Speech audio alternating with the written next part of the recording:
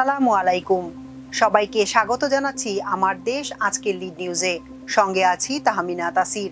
আমাদের আজকের লিড নিউজের শিরোনাম দেশ জুড়ে মাতম। নিউজটি লিখেছেন আলামিন। রাজধানীর উত্তরায় মাইলস্টোন স্কুল ভবনে প্রশিক্ষণ বিমান বিধ্বস্ত হওয়ার মর্মান্তিক ঘটনায় নিহতের সংখ্যা ৩১ জনে দাঁড়িয়েছে। এর মধ্যে ২৫টি শিশু। গতকাল এক শোক বিধুর পরিবেশে ঢাকা সহ দেশের বিভিন্ন স্থানে তাদের দাফন করা হয়। তাদের এই করুণ মৃত্যুতে দেশ জুড়েই ছিল শোকের মাতম। প্রতিটি শিক্ষা প্রতিষ্ঠানেই ক্লাস শুরুর আগে তাদের জন্য শোক প্রকাশ ও দোয়া করা হয়। বিভিন্ন শ্রেণী ও পেশার মানুষ শোক সভার আয়োজন করে নিহতদের স্মৃতির প্রতি গভীর শ্রদ্ধা জানায়।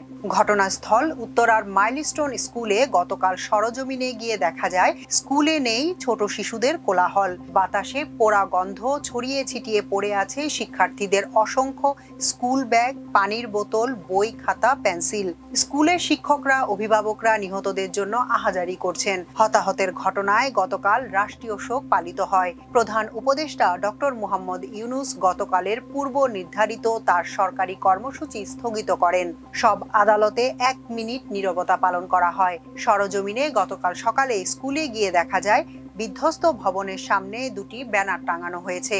বিধ্বস্ত ভবনে কালো ধোঁয়ার দাগ লেগে আছে। বিমানের আঘাতে দেয়াল এফোর ওফোর হয়ে গেছে। এই স্থানটি সিঁড়ি ছিল বলে শিক্ষার্থীরা জানায়। তারা শোকে বিহ্বল। ক্লাস হয়নি, স্কুল বন্ধ। অনেক শিক্ষক স্কুল ভবনের সামনে বসেছিলেন। কেউ কেউ স্কুলের আঙিনায় ঘুরে বেরিয়েছেন। কোনো শিক্ষার্থীকে কান্নায় ভেঙে পড়তে দেখা গেছে। সামাজিক যোগাযোগ মাধ্যমে মাইলস্টোন কলেজের শিক্ষার্থী নিখোঁজ রয়েছে বলে কেউ কেউ পোস্ট দিয়েছেন। বিষয়টি নিয়ে স্কুলের শিক্ষার্থীরাও চিন্তিত। তারা দাবি করেছেন তাদের কোনো শিক্ষার্থী নিখোঁজ থাকলে তাদের খুঁজে বের করা হোক। তবে এ বিষয়ে স্কুলের অধ্যক্ষ রেজাউল করিম জানিয়েছেন তার জানা মতে কোনো শিক্ষার্থী নিখোঁজ নেই। যারা আহত হয়েছেন তাদের খোঁজ খবর নেওয়া হচ্ছে। নিহত বৈমানিক ফ্লাইট লেফটেন্যান্ট তৌকির ইসলামকে শেষ বিদায় জানানো হয়েছে তার ফিউনারেল প্যারেডে। গতকাল দুপুর ১টায় রাজধানীর কুর্মিটোলা বিএফ বাসার ঘাঁটিতে ফিউনারেল প্যারেডের পর তার জানাজা অনুষ্ঠিত হয়। ঢাকার জানাজার পরে তৌকিরের মরদেহ বিমান বাহিনীর একটি বিমানে করে দাফনের জন্য রাজশাহীতে তার বাড়িতে নিয়ে যাওয়া হয়। বিমান বাহিনী প্রধান air chief marshal Hasan Mahmud Khan দেশবাসীকে অনুরোধ করেছেন দয়া করে দেশের এই বিপদের সময় সোশ্যাল মিডিয়ায় বিভিন্ন গুজব ও মিস ইনফরমেশনে কান দেবেন না। একটি শক্তিশালী বিমান বাহিনী দেশের স্বাধীনতা ও সার্বভৌমত্বের জন্য অপরিহার্য। দয়া করে গুজব ছড়িয়ে দেশের সার্বভৌমত্বের স্তম্ভকে দুর্বল করে দেবেন না। মঙ্গলবার কুর্মিটোলা বিমান ঘাঁটিতে বিমান বিধ্বস্তে নিহত ফ্লাইট লেফটেন্যান্ট তৌকির ইসলামের শেষ শ্রদ্ধা অনুষ্ঠানে তিনি এসব কথা বলেন। বিমান বাহিনী প্রধান বলেন, এই মর্মান্তিক দুর্ঘটনায় আপনাদের সবার মতো আমারও হৃদয় ভেঙেছে। আপনারা জানেন আমি একটি সরকারি জরুরি সফরে মাত্র বেরিয়েছিলাম। আমি ওই বিমানবন্দর থেকেই আজ সকালে আবার দেশে ফিরে এসেছি।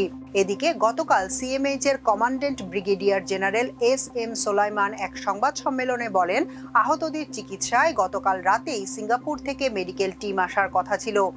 অন্যদিকে প্রশিক্ষণে ব্যবহৃত যুদ্ধবিমান বিধ্বস্তের ঘটনায় হতাহতের ঘটনাকে স্মরণ করে গতকাল ১ মিনিট নীরবতা পালন করেছে দেশের সব আদালত। বিমান দুর্ঘটনায় শোক প্রস্তাব গ্রহণ করেছে ঐক্যমত্য কমিশন। সংলাপে অংশ নেয়া ৩০টি রাজনৈতিক দলের নেতৃবৃন্দ শোক প্রস্তাবে স্বাক্ষর করেন। এছাড়া মাইলস্টোন স্কুলে ঘটে যাওয়া মর্মান্তিক বিমান দুর্ঘটনা ছুঁয়ে গেছে বাংলাদেশ সফরে আসা পাকিস্তানি ক্রিকেটারদেরও। তারা সামাজিক যোগাযোগ মাধ্যমে শোক ও সহমর্মিতা প্রকাশ করেছেন। শাহিন আফ্রিদি নিজের এক্স হ্যান্ডেলে লেখেন, হৃদয় বিদারক এবং মর্মান্তিক। বাংলাদেশে বিমান দুর্ঘটনায় হতাহতদের জন্য প্রার্থনা। পরিবারগুলো যেন শক্তি ফিরে পায়। এখনকার মতো এ পর্যন্তই। সবাই ভালো থাকুন, সুস্থ থাকুন আমার দেশের সঙ্গে। চ্যানেলটি ভালো লাগলে সাবস্ক্রাইব করুন। আল্লাহ হাফেজ।